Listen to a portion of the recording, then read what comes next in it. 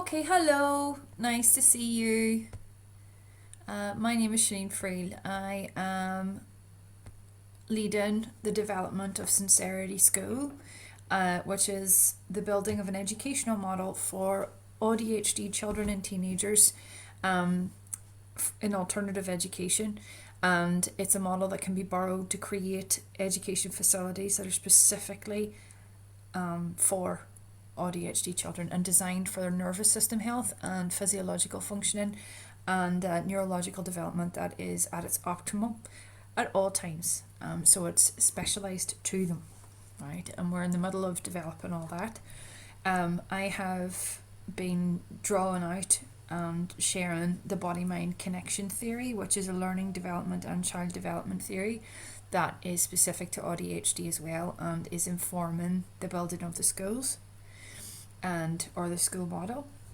And I'm doing that with volunteers from across the UK and some in international schools as well, who are both specialists in SEND education and also in neuroscience and in alternative provision.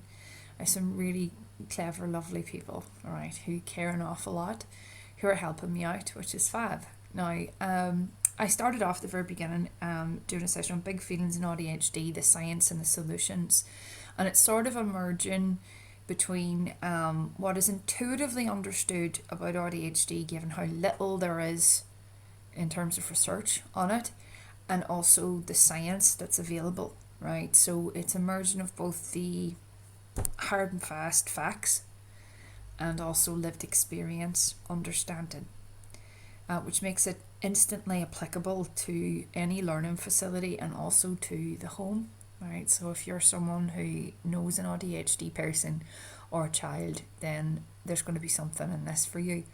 You can access the entire series on my YouTube, which is under my name, and it'll be in the post at the end of this as well.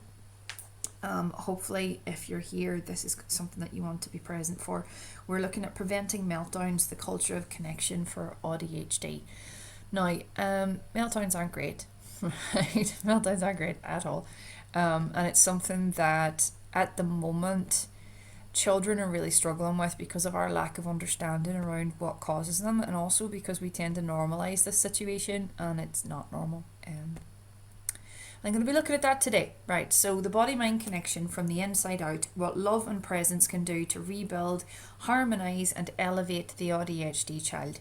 Essentially what I'm looking at today is prevention of meltdowns through co-regulation, and it is going to seem very simple and almost patronising in a way, right? Because some of the things I'm going to say might seem obvious, but given the current culture in education currently and in our own lives, what I am stating is becoming lost to us, so it needs explicit expression, and I'm going out of my way to do just that.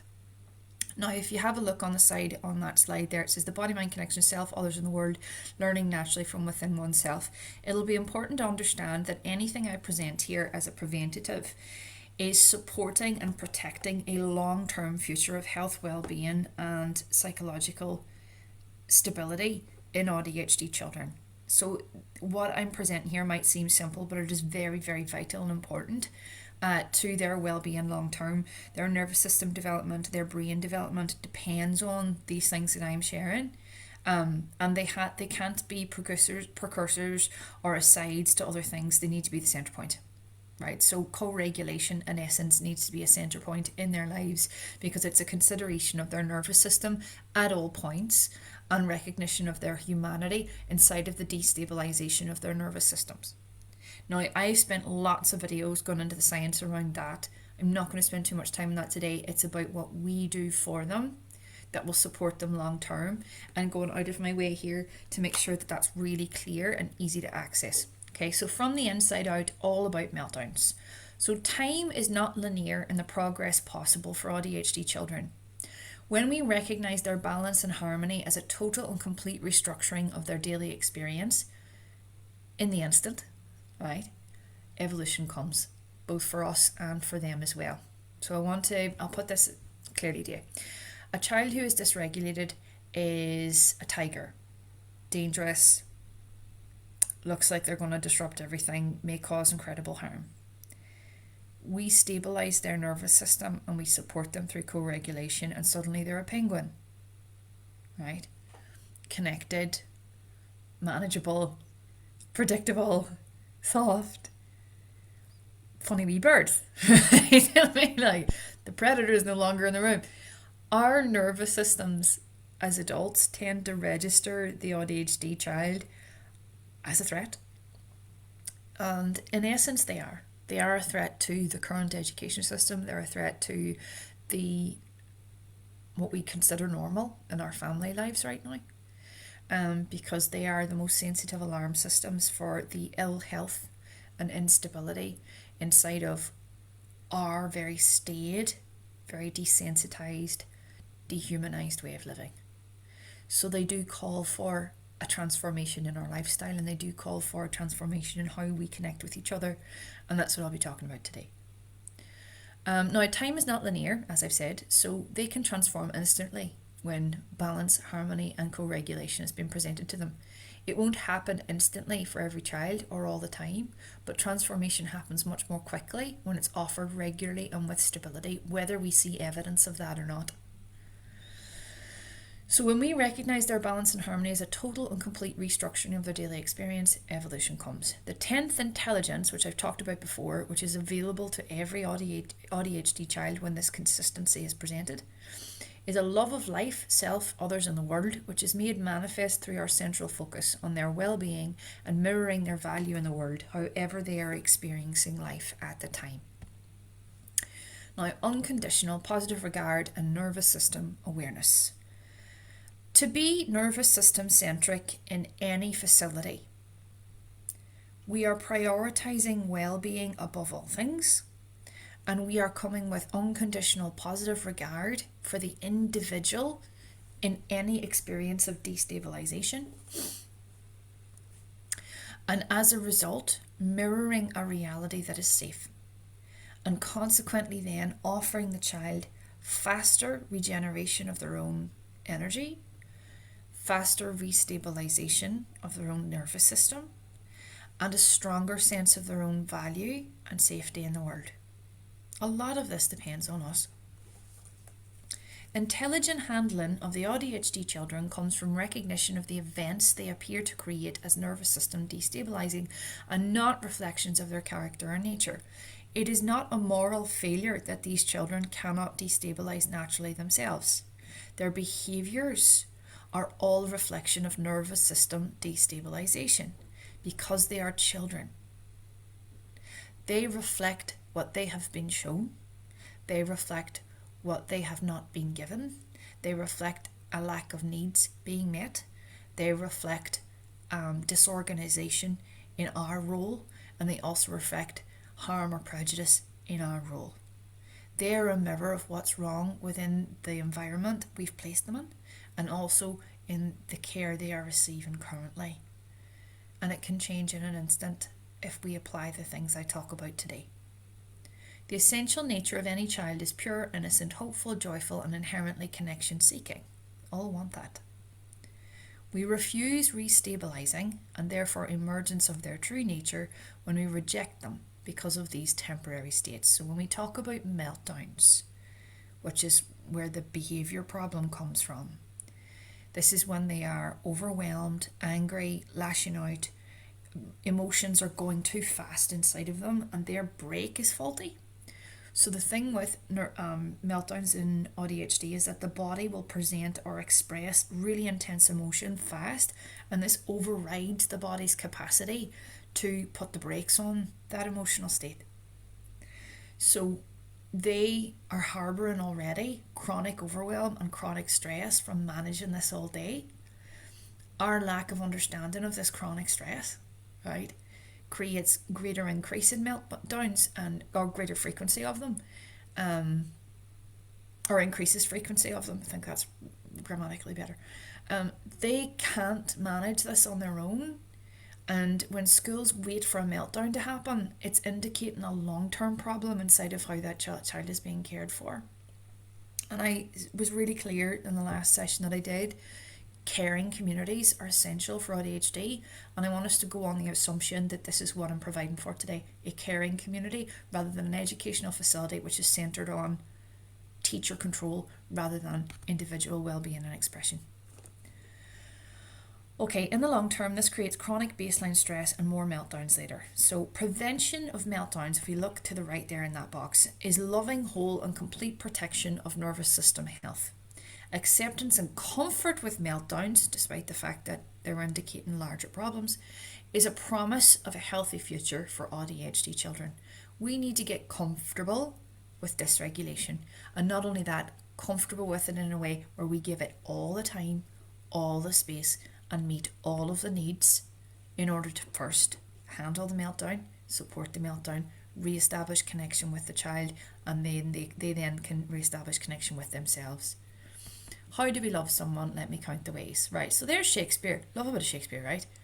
Which is why I've popped him up here. I find that portrait harrowing to look at, but I love him, and that's just a reference to the poem. So when we love someone, we have decided their innocence and value already. So if we look at inside of our home environment, we think of someone we love, right? We automatically hold them in high regard, and there's a natural, inherent, intuitive propensity not to judge them harshly, but to be compassionate towards them, regardless of their behaviour.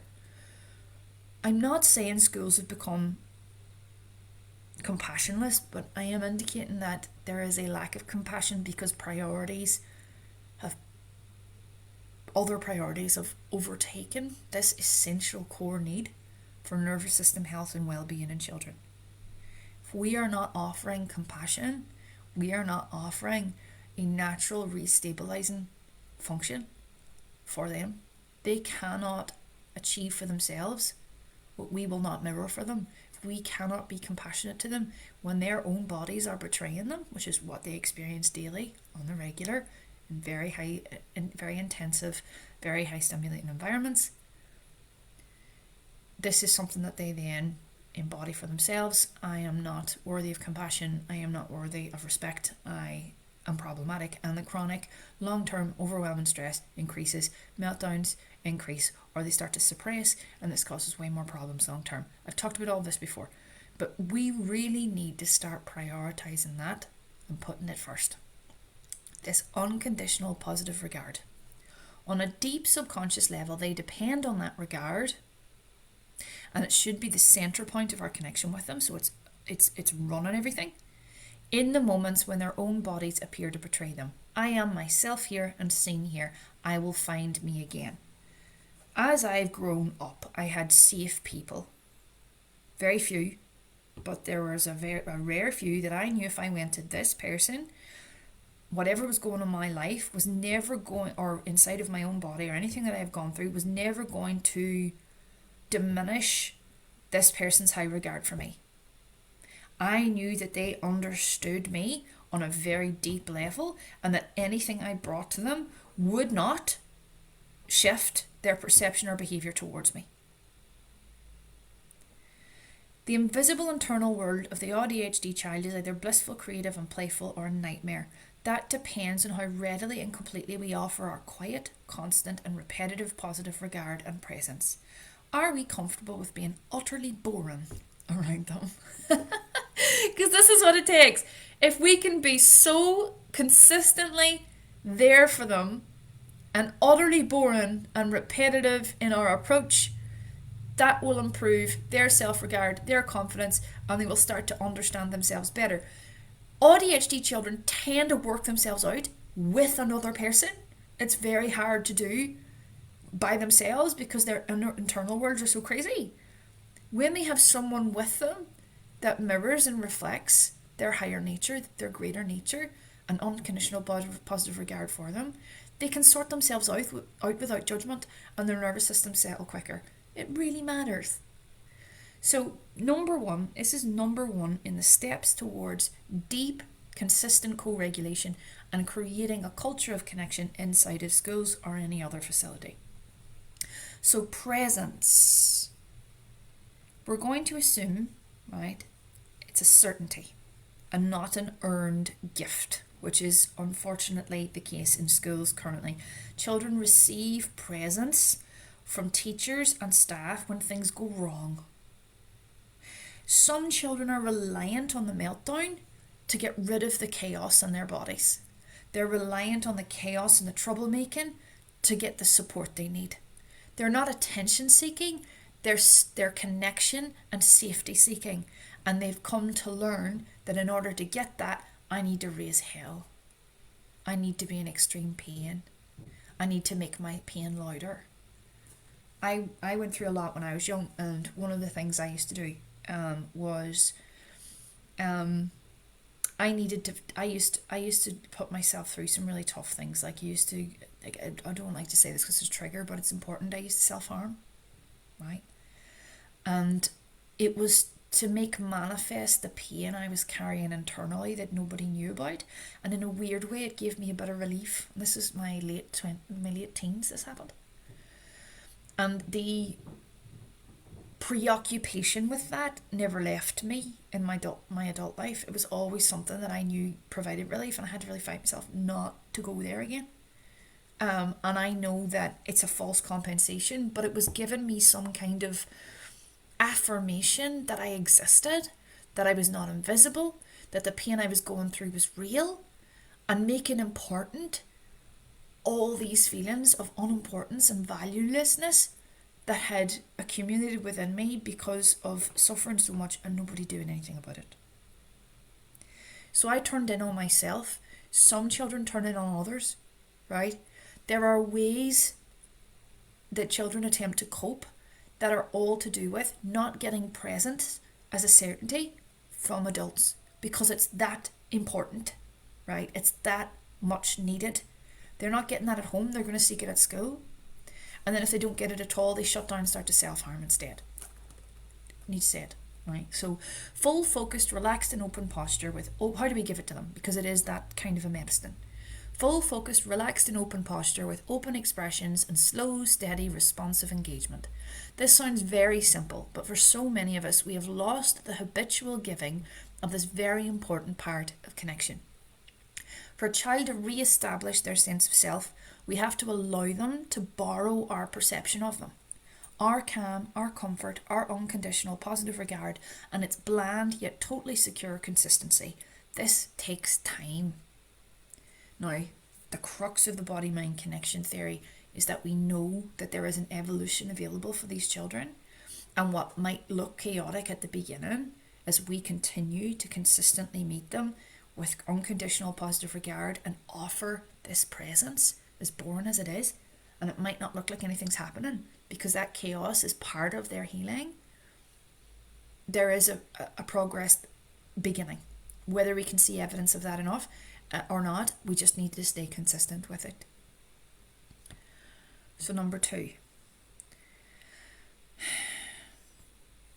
Hold on a minute. I need to get rid of this. I have to get rid of the menu. How do I get rid of the menu? There it is. Oh, you move over. I didn't know you moved over. Hold on. Can I move you over? No, go back. Right, sorry. Sorry, 1 second. This is so annoying. Right, so detachment from outcome. Recognizing safety cues from us is part of the child being able to identify our detachment, right? So we need to be very detached from any rushing, any time constraint, any outcome, right? We have to be completely steady, completely relaxed, very boring, very present, very easygoing. If you are focused on creating a change or shift in the child which suits your own narrative, you are feeding out an unconscious judgment and they will feel it. This unconscious judgment blocks peace, love, presence and full connection to create safety. The safety comes from you being okay, essentially. Use play, writing, drawing, sound, music, proximity, words, jokes, whatever it takes to relax them. Then wait and let them lead. The connection arrives naturally when we don't force it. Can't force anything with these children because we're working with the nervous system and it is exquisitely detailed, very complex, very unique. Truth speaking with ease and not to please. An AuDHD child wants to feel respected and included in experiences. This dissolves one of their primary triggers, social ambiguity. That is such a thing, right? People explaining to me very clearly who, what, where, when, why with everything they're doing makes me feel so good, right? Because I don't get that naturally all the time. I'm really good at reading body language, like really good at it. I didn't think I used to be, but I am good at that. But I second guess myself. Like I've always had a really good read on people, but I second guessed myself. I had such self-doubt. And I think a lot of AuDHD children will struggle with this. The more we show up honest with them, the more they learn to trust themselves, and they naturally then accumulate a confidence and an intuition for people. When we offer them the marker of what's safe and honest, we are then giving them something to mirror and use as a marker to measure other relationships by, other connections by. And they can see then the health inside of their other connections because of what is naturally happening on the underneath. So being honest with them is actually really important. Obviously, shift, right, how we communicate based on their developmental stage and their needs, but stay as honest as we possibly can. It creates a sense of being included and equal to their partner in balance. So when they are in balance, they need equality, right? When they're getting a wee shock or there's like stuff going on internally that they're trying to deal with, equality is measurable and can be felt, right? Based on the ease with which we approach them and how honest we'll be. We're not trying to please them, we're just showing them I'm here to be honest with you, not to harm or hurt. I'm not afraid of showing myself, right? There's a vulnerable quality to this that is really important to young children and older children too. By reflecting and mirroring our own humanity, our own naturalness, and being open, honest and kind about our own selves, we invite the child's trust. Also, if we are consistently honest with them in ways that are nervous system protective, i.e. no blaming, shaming or punishing, they come to us as a source of growth. I learned all of this from Dr. Joseph Delaney. He has mirrored this to me for years. He depersonalizes the truth, right? He takes ownership over his own humanity for me. He will intentionally, I know he does all this now, like on a systemic level. Before I didn't. I know he does it on purpose, right? But for children, this is something to apply, where it's like, he'll tell me the honest truth about himself as well, right? And humanize himself for me, so there's no sense of hierarchy, and I feel more comfortable in his company. I don't feel like I'm being assessed, and there's a level of integrity inside of his honesty, which means that I know he has no attachment to my response. So whatever he tells me is true, and it's something I can use and learn from. Basically, he's growth focused, right? He tells you something in a simple way that is depersonalized. He's not attached to the outcome, but he is focused on growth. And he simplifies things. There's no ego inside of it. Taking our own ego out of the connection invites a child's trust. And if we're consistently honest with them in a ways that doesn't make them feel bad, that helps. Like obviously the truth does hurt sometimes, but there's a big difference between truth speaking to hurt someone and then truth speaking because this is just how it is. There's a level of I trust you to be mature enough to handle this as well. And intuitively we can tell when we've done this right or not. So let language and our movements, our actions change in response to their genuine expressed needs. Now, expression, this is a problem in schools, is not dependent on word alone. AuDHD children are prone to mirroring, masking and people pleasing to the extreme. Assume they are in chronic overwhelm at all times. Remove pressures immediately in your speech. Like, we have a tendency to want to get to an answer quickly. Like, think about the 3 E's: emotion, environment, and their energy levels. Is there anything we can do to meet and bring ease to any of those three things before we start a dialogue, right? Offer simple language and simple, easily understood expressions. Don't complicate things if it doesn't need to be complicated. Keep your conversation and dialogue pressure-free and shift according to what they're telling you with their body as well as their words. A child will go through a phase of performatively excusing themselves, over-explaining, masking, concerning themselves with you, right? As a way to get away from their own feelings. Staying with themselves is difficult for them, and they may subconsciously mask in order to handle stress.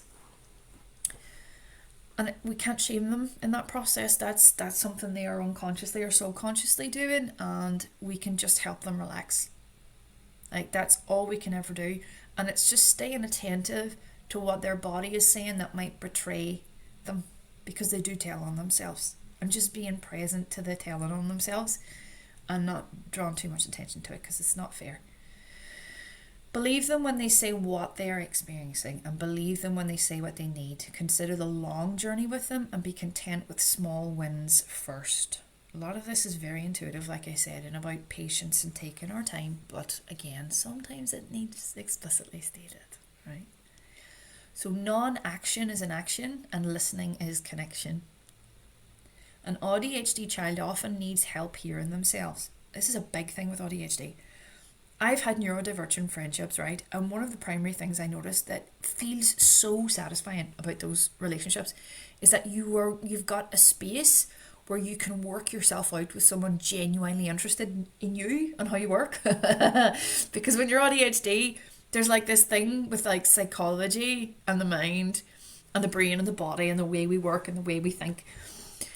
Like, there's natural curiosity there, you know, and there's a depth of curiosity, a complexity to it, where you kind of discover yourself inside of these connections and friendships. With neurodivergence, there's like verbalizing who you are is part of nervous system relaxation, and having someone validate, hear that, be present to that, and meet you with the same is bond creating. Like, it is. Depends how deep you want to go here. With children, obviously the focus is on creating space for them, and it's about them to work themselves out. It's not about us, but on a relationship basis, in a later situation or a different situation, when it's a two-way street, that's also really helpful. So supporting them to hear themselves and reflect on what they're hearing is one of the biggest, most powerful supports you can offer. Open-ended questions, slow pace, and full unconditional acceptance, because they'll start to rediscover themselves when they're dysregulated when you let them. This teaches them how to trust themselves and find themselves in the midst of deep dysregulation. It also fosters genuine bonds. You see me, this matters. You know, I watch films a lot, right? And I also watch some really terrible TV. And the most intimate, right, and best moments in any show, right, are when there's really good dialogue. I'm not good at that, right? I can't write it myself personally, so I love seeing it when it's demonstrated. And you see bonds happen when there are connections made between people, where things are being divulged that are humanizing for all of us, relatable. An AuDHD child is moving in the world feeling completely isolated and alone, and like they don't relate to anyone. You know, this is a major, major wound for them that they're largely unconscious of. Treating them as an equal and allowing them to be their full self and not being uncomfortable with that is massive. It's massive. They overwhelm cues, right? So this is big. While we are helping a child with dysregulation, there are going to be overwhelmed cues that we should watch for. So 1, they look distressed. 2, their words and energy are self-judging, speedy, or self-harming. They are preoccupied with saying the right thing well.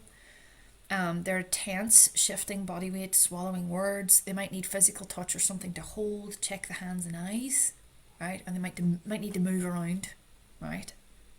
Something might be happening there.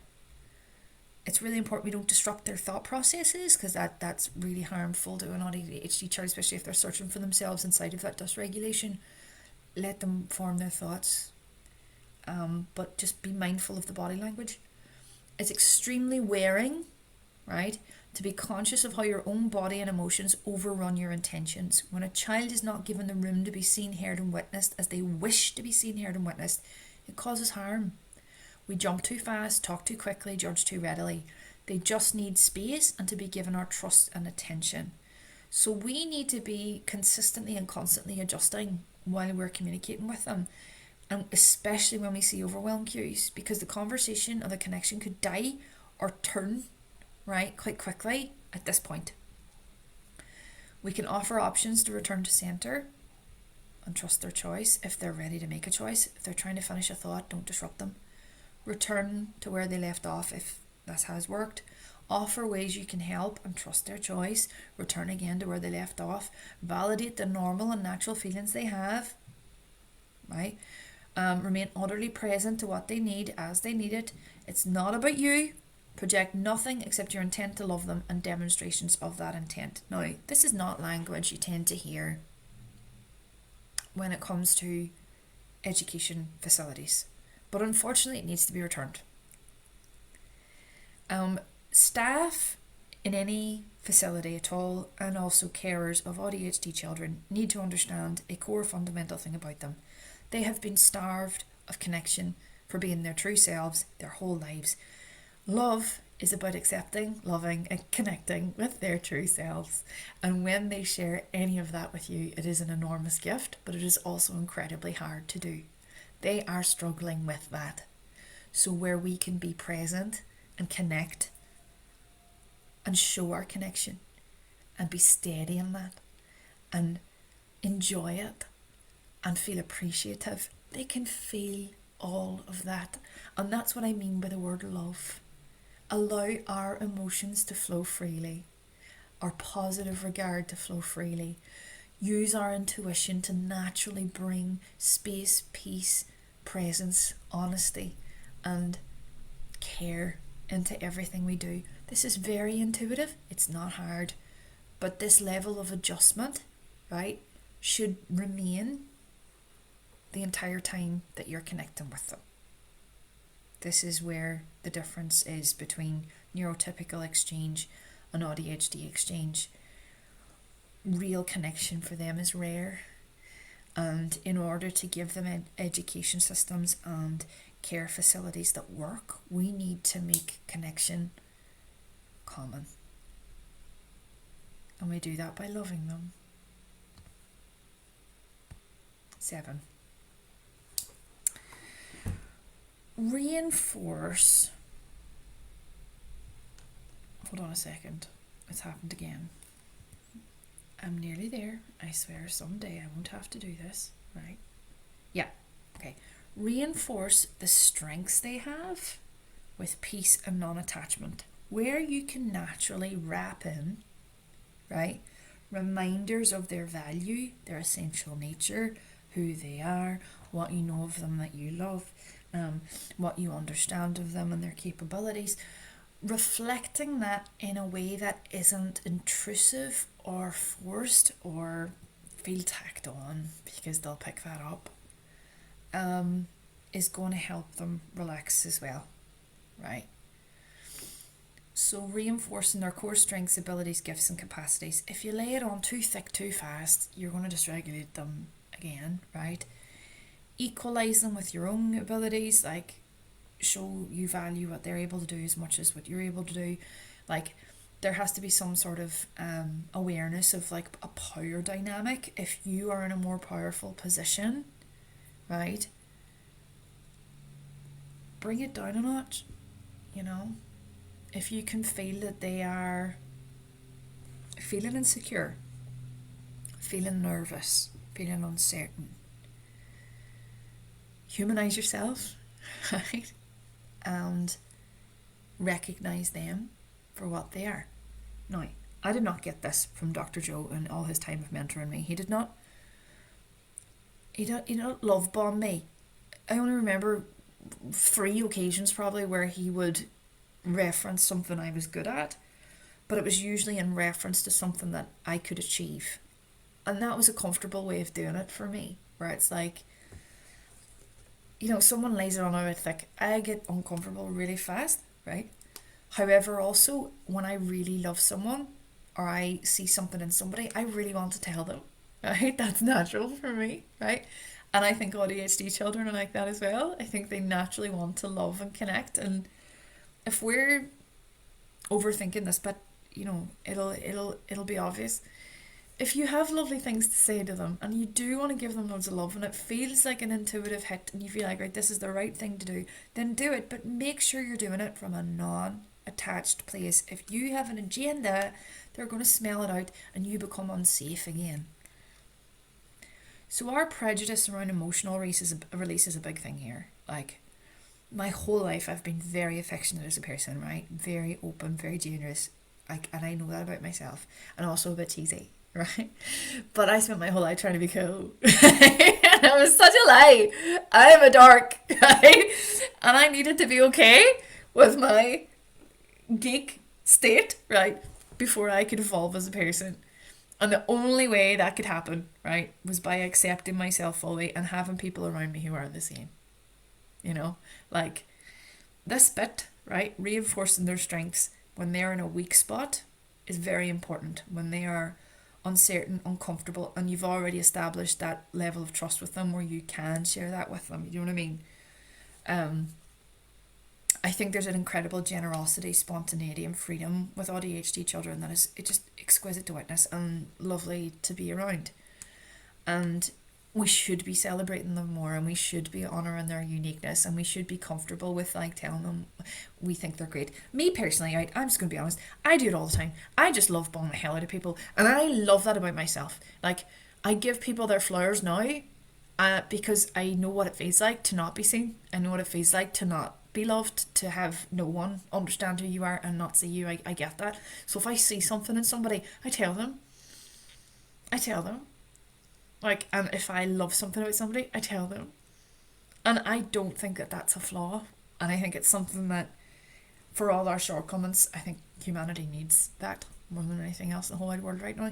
So where I'm saying be a little careful, it depends on the circumstance. If you feel like it's safe to reinforce these strengths and to show them love and celebrate them in a way that isn't going to overwhelm, then do. But some of them are a bit shy, so just be careful, right? If we are closing out, right, our exchange with them at this point where we've got them to a place of balance, we assume wrongly very often that their behaviour in dysregulation is reflective of who they are, and it isn't.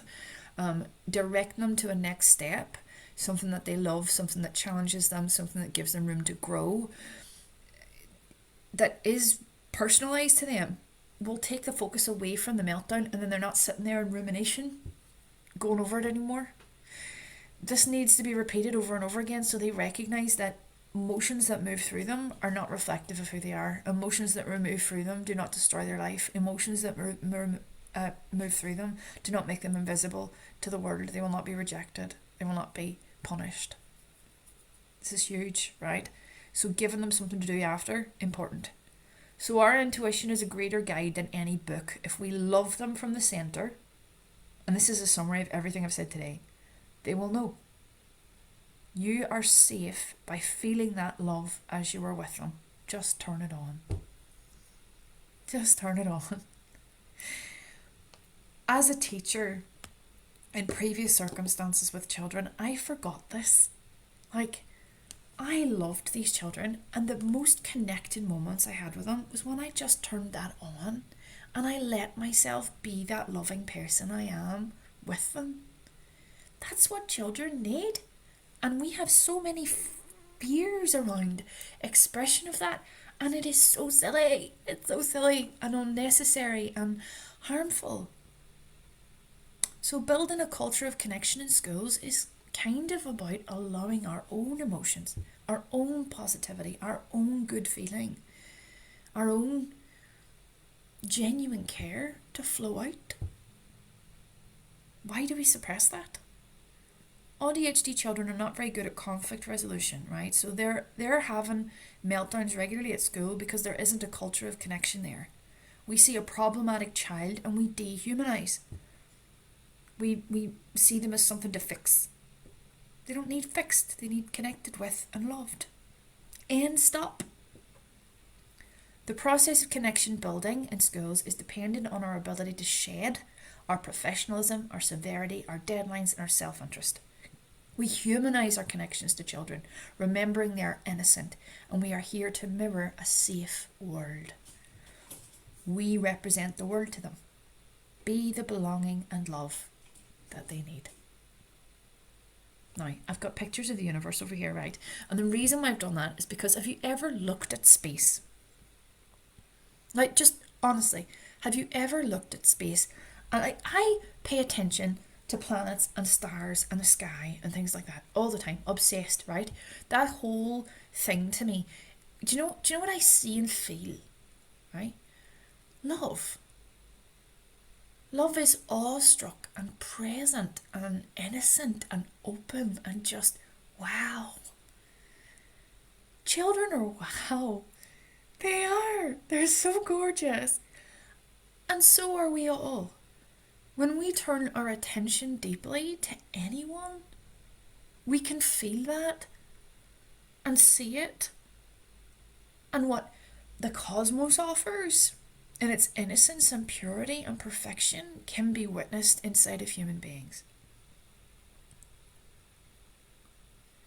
So to be aware, these are the primary triggers, right? And everything I've discussed today will edify a connection and prevent these things becoming major problems later. They become less of an issue the more we mirror the opposite. Social ambiguity. Not being clear does not get you anywhere. 2. Rejection. 3. Criticism that doesn't help them grow or evolve. It needs to have a purpose. If you're going to say something negative, make sure there's a reason for it. Expectations to perform, which negate their needs in the moment. Please be aware that they always have needs. Sensory ones, emotional ones, environmental ones. The invisible barriers to stress relief, environment, energy and emotion. The 3 E's, can you adjust these? Being unseen, misunderstood or unheard. Our energy not matching our words or behaviour, right? Those discrepancies are obvious.